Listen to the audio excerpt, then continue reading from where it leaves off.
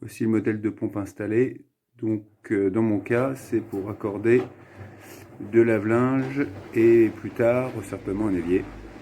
Voici la pompe installée, sachant que j'ai dans ce cas raccordé deux lave-linge pour refouler à une hauteur d'1,50 m. Donc vous avez une troisième entrée non utilisée ici.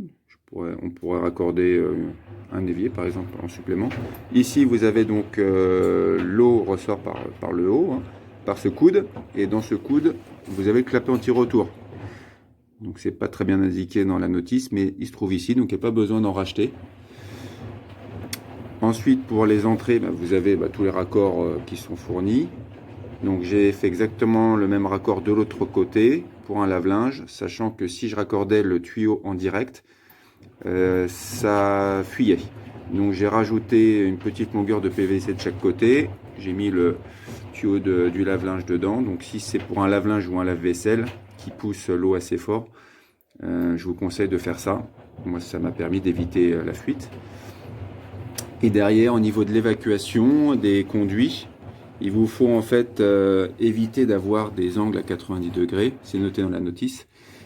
Donc de plutôt faire des arrondis, de mettre des raccords, je crois, donc à 60 degrés, bref, en tout cas, éviter les angles droits pour éviter un problème d'évacuation. À partir de là, vous avez après le bruit de la pompe qui donc agit par à-coups.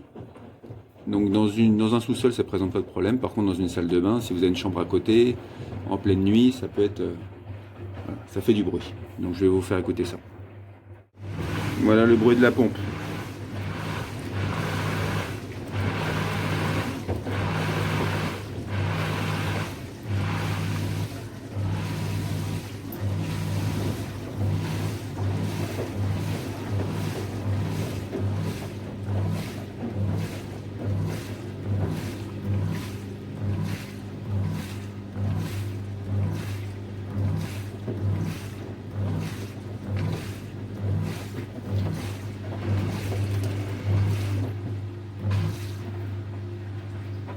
Sachant que dans ce cas-là, vous avez eu les deux lave-linges qui ont vidangé en même temps. Donc le bruit au début, il était assez important. La pompe, elle a fonctionné vraiment à fond.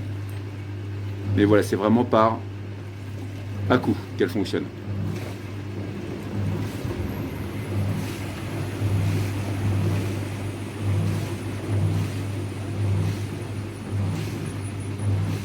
Vous avez le bruit du lave-linge qui sort un petit peu aussi derrière.